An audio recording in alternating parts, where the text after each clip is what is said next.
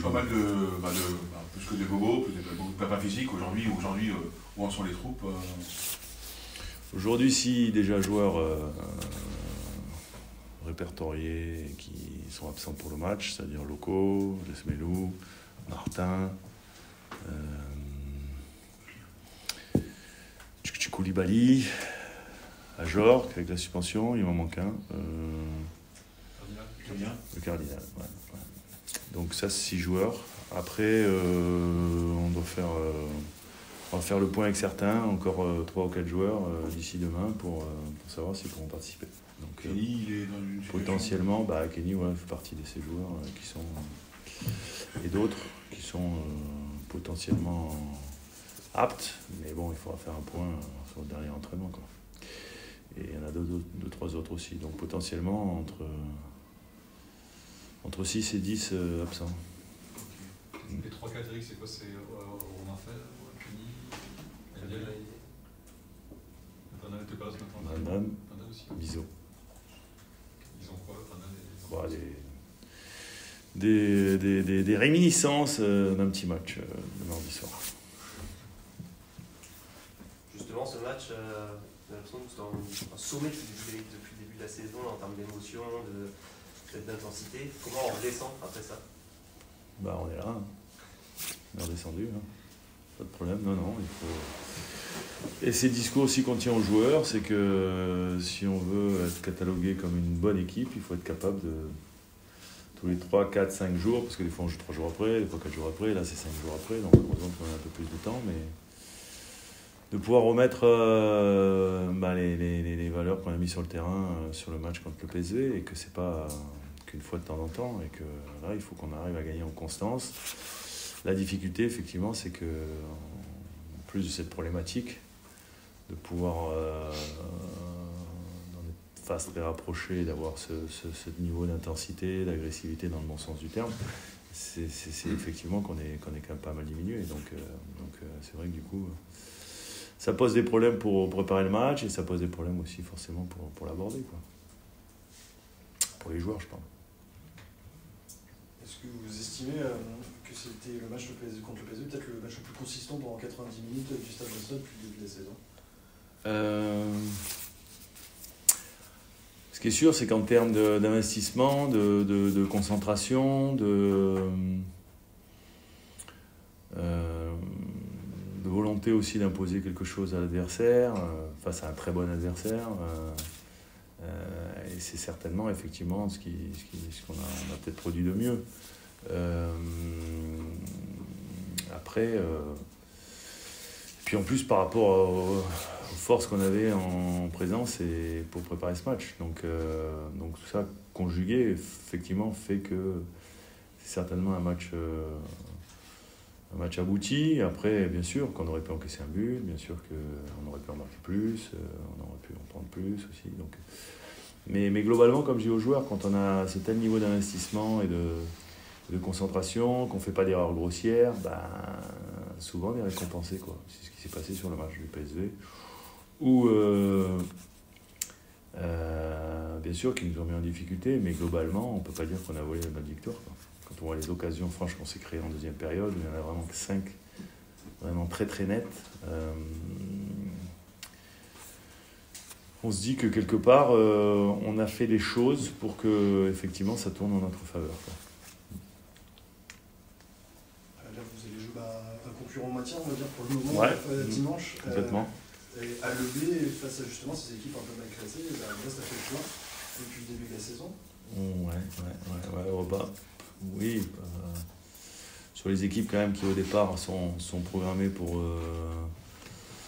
jouer quand même potentiellement le maintien, on a quand même été largement battu par Montpellier, par Auxerre, par des équipes comme ça qui quelque part sont de notre niveau.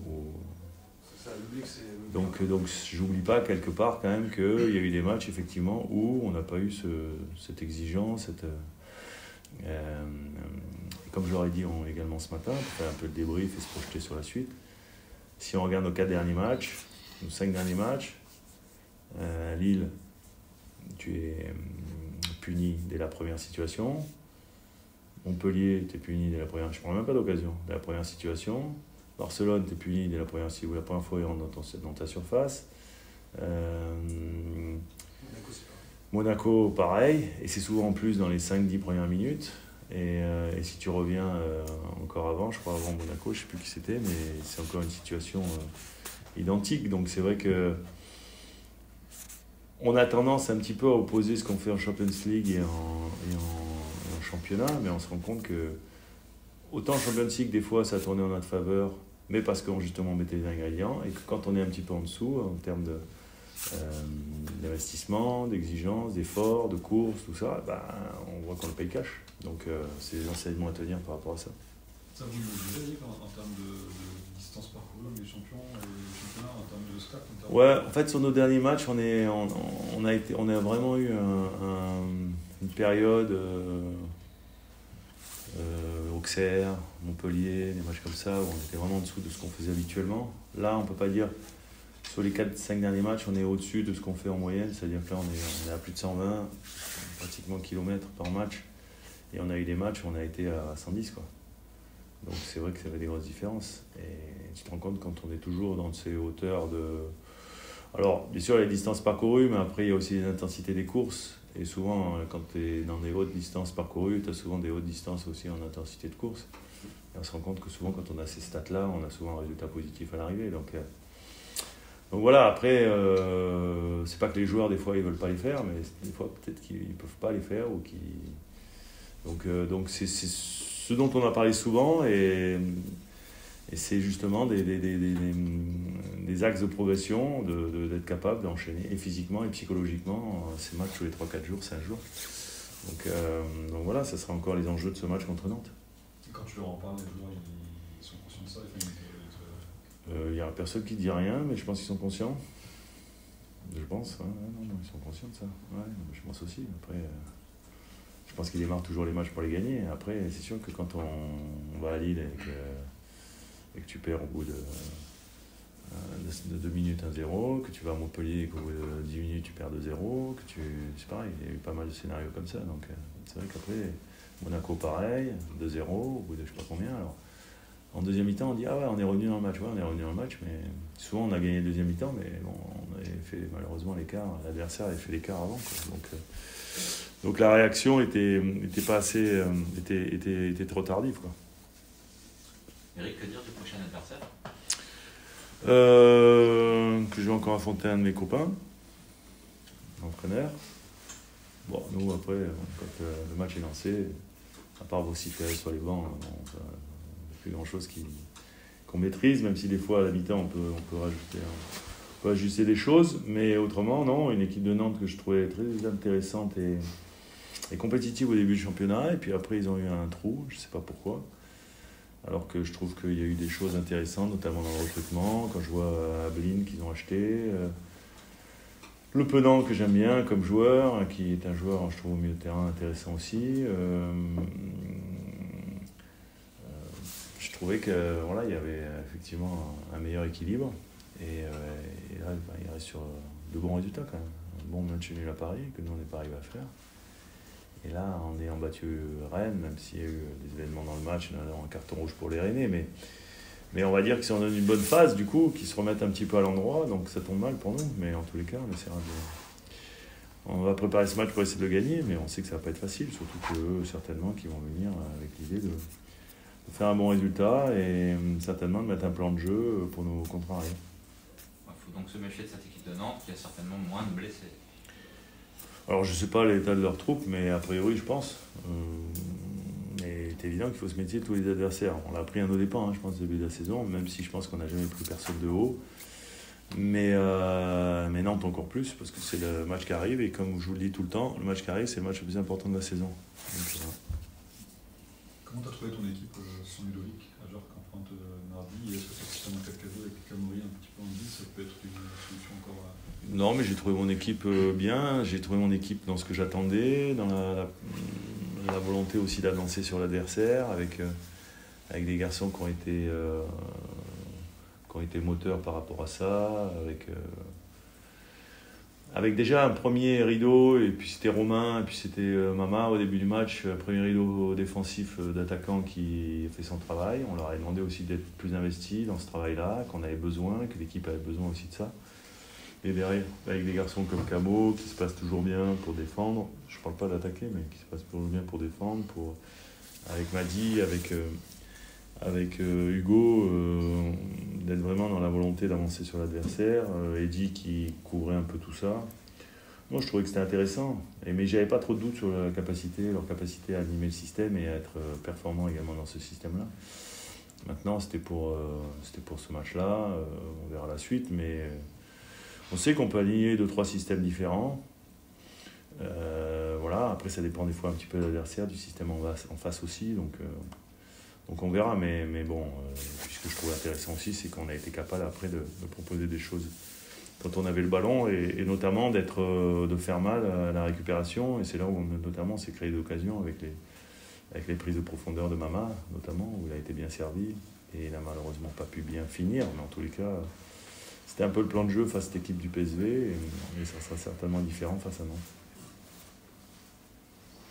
On a vu Abdallah un peu avant, Abdallah 6 mois. Comment tu analyses son début de saison en Ligue des Champions, en Ligue 1 Plutôt bien, on était très contents de lui parce qu'il amène aussi un profil qu'on n'avait pas, ce garçon puissant qui était capable de prendre la profondeur. Il a montré dans les premiers matchs assez rapidement, puis après il a eu sa blessure qu'il a un peu éloigné. On a certainement fait une erreur avec lui parce qu'on l'a aligné et je pense que lui il avait envie de jouer, donc il nous a pas réellement dit comment il se sentait, mais avant le match je pense que c'était le match de Leverkusen, où je pense qu'il était sincèrement qu'à 50%, 60%. Et après derrière, pour ne pas répéter les mêmes erreurs, on est reparti sur un programme de préparation. Aujourd'hui je pense qu'il a recouvré l'intégralité de ses moyens physiques, donc ça c'est plutôt bien. Et c'est vrai qu'avec Mama, on a deux garçons qui nous donnent un peu plus de vitesse et de profondeur, chose qu'on n'avait pas trop l'année dernière, quoi. Donc voilà, moi j'aime bien aussi la complémentarité. Avec Ludo, je pense que ça peut être très complémentaire, l'un ou l'autre, ou les deux. Voilà, après, non, Abdallah, on est content de ce qu'il fait. En plus, c'est un bon mec. Il est dans l'esprit de ce qu'on essaie de développer ici au Stade Brestois, 29, depuis que je suis là, c'est-à-dire faire partie d'un groupe et d'être à 100% quand on fait appel à lui, quoi. Donc voilà, là, il n'a pas démarré, peut-être qu'il démarrera contre Nantes. On va réfléchir, mais en tous les cas, non, on est satisfait de ce qu'il fait après, comme vous l'avez eu. Est-ce que lui, il est satisfait d'être ici? Je sais pas, vous lui avez demandé? Oui. Ah bon, qu'est-ce qu'il a dit? Plutôt content. Parce que je vais regarder la conférence de presse. Non, après il s'est illustré quand même en Champions League, où il était au début dans les meilleurs buteurs. Maintenant, je pense qu'il y en a qui ont dû. Donc c'est bien. Et puis quand on est un joueur prêté, on a malgré tout envie de se faire remarquer, et notamment par son club auquel il appartient. Donc voilà, on sait que c'est un club de première ligue, et maintenant un bon club de première ligue. Donc lui, il a tout intérêt à être bon avec nous. Tu attends plus en Ligue 1 Deux. En termes de stats en Ligue 1 Ouais, non, mais de toute façon, j'attends de mes attaquants tous qui ont des stats, que ce soit quel que soit le championnat, et même le week-end prochain en coupe.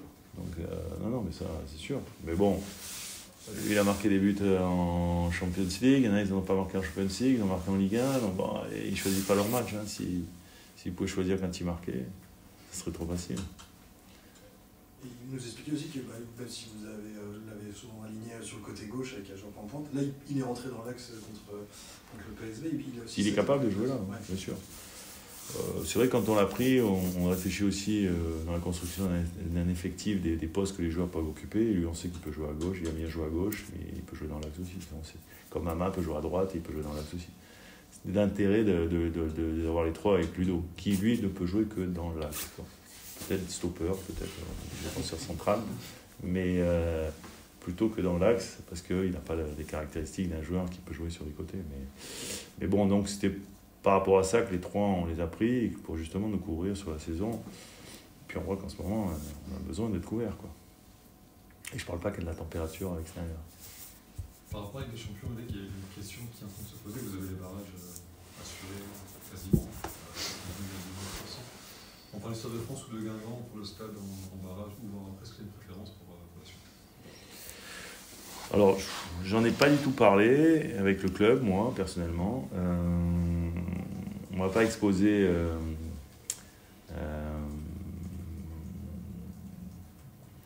je vais dire les avantages de l'un ou de l'autre. Donc, j'ai pas trop d'avis par rapport à ça. La seule chose, c'est que je pense qu'on c'est vraiment bien imprégné, et je pense que les gens aussi, et on s'est bien accaparé ce stade de Guingamp. Je pense qu'on se sent chez nous là-bas. Après, voilà, si on doit jouer ailleurs, on le fera, mais bon. J'ai pas d'avis en tous les cas. J'ai pas les tenants plus les aboutissants de ce que ça peut impliquer, parce que je crois que tour d'après, il faut encore faire des travaux, parce que le cahier des charges change encore. C'est là où on se rend compte que ces compétitions, elles sont faites que pour les grands clubs, et qu'au maximum, on essaie d'éliminer tous les petits clubs comme nous, quoi. Alors nous, on est un peu les irréductibles du coup bretons, donc on s'accroche. Mais en tous les cas, on se rend bien compte que dans ce genre de compétition, et que la volonté de l'UEFA, c'est l'argent pour l'argent, et qu'un club comme nous, on se rend compte qu'on essaie au maximum minimiser la capacité qu'ils peuvent avoir à performer, quoi. Faut pas oublier que nous, on jouera nos 8 matchs à l'extérieur, quoi qu'il arrive, de Champions League. Ce qui rend encore plus, je pense, extraordinaire notre parcours, quoi. Même s'il y en a qui, quelquefois, essaient de minimiser le fait qu'on n'ait pas rencontré des ténors européens. Bon, on a joué Barcelone et on va jouer le Real, mais bon, après, voilà, on peut toujours dire qu'il y en a qui ont peut-être des parcours plus difficiles, ce qui est vrai, bien sûr. Mais après, nous, je crois chez nous, quoi, des 8 matchs. Ça vous agace ces commentaires, justement? Ça m'agace un peu, ouais, parce que je vois pas pourquoi les matchs de poule, tu dois jouer, et les matchs donc après, il faut encore mettre d'autres choses, quoi. Qu'est-ce que vous voulez? Il faut, je veux dire. En fait, c'est pas que ça m'agace, parce que de toute façon, c'est le règlement, c'est tout ça. Non, ce qui m'agace, en fait, c'est qu'en fait, on essaye d'éliminer, en fait, ce que tous les gens qui aiment le foot apprécient, quoi. C'est-à-dire l'incertitude du résultat, le fait que le petit puisse battre le gros. Et c'est ce qui se passe, en fait, encore dans le foot, et c'est pour ça que le foot reste un sport, et le sport certainement numéro 1, c'est parce que c'est le sport qui génère le plus d'incertitude. On sait très bien que une équipe de Fédéral 2 en rugby, elle ne battra jamais, alors je ne parle même pas de Toulouse, mais jamais une équipe de top 14 bien ancrée. C'est pareil pour le basket, c'est pareil pour le hand, c'est pareil tous ces sports où c'est très très compliqué parce qu'il y a beaucoup plus de points, parce qu'il y a voilà, c'est les sports qui font que tu laisses moins de place à l'incertitude. Et nous, au lieu d'essayer de cultiver ça, qui est extraordinaire dans notre sport, où tout le monde peut rêver, du coup, supporters, joueurs, entraîneurs, staff, machin, tu te rends compte que dans le sens où tu vas, c'est justement pour essayer d'éliminer tout ça au maximum. Donc, voilà. Après, il y a le sport américain, il y a les ligues fermées, c'est encore autre chose. Nous, on a encore la chance de vivre dans un modèle européen où, quelque part, récompense ceux qui ont bien travaillé, comme nous l'année dernière, par exemple. Et tu punis ceux qui ont effectivement failli, quoi, avec des descentes, des choses comme ça, ce qui est très difficile, hein, parce que ça, je peux bien l'entendre, et ce qui met souvent en difficulté des équilibres économiques dans les clubs, parce qu'on sait ce que représente une descente en Ligue 2, et pour les salariés et tout ça, et ça, c'est vrai que pour avoir travaillé dans beaucoup de clubs qui se battaient justement pour se maintenir souvent, je sais ce que ça représente, je sais ce que ça implique, donc... Et je suis venu d'ailleurs à Brest à ce moment-là. Au moment où je suis venu à Brest, c'était dans ce cadre-là, quoi, pour essayer de sauver justement une situation et qui permettrait justement au club de pouvoir continuer à vivre comme il le faisait et pas à devoir réduire la voilure et souvent à supprimer des postes, parce que c'est ce qui arrive quand il y a des catastrophes un petit peu sportives et de descente. Mais en même temps, c'est notre modèle européen et quelque part, je trouve qu'il y a plus d'équité, quoi. Moi, j'ai le modèle américain où que tu gagnes tous les matchs ou que tu les perdes, l'année prochaine, tu es dans le... Et qu'au bout de 5 matchs que tu as perdu, quand tu fais du football américain, parce que moi j'adore les sports américains, de 5 matchs ou 6 matchs que tu as perdu, que tu sais que tu ne feras pas les playoffs, les autres matchs, tu travailles pour l'année d'après. Tu vois, je veux dire, c'est pas la même mentalité ici. Et je trouve que ce qui est bien paradoxalement dans cette nouvelle formule de la Champions League, c'est que je pense que jusqu'au dernier match, Il y a des clubs, jusqu'au dernier but, il y a des clubs qui vont s'arracher pour se qualifier et qui aura de l'incertitude jusqu'à la fin, quoi.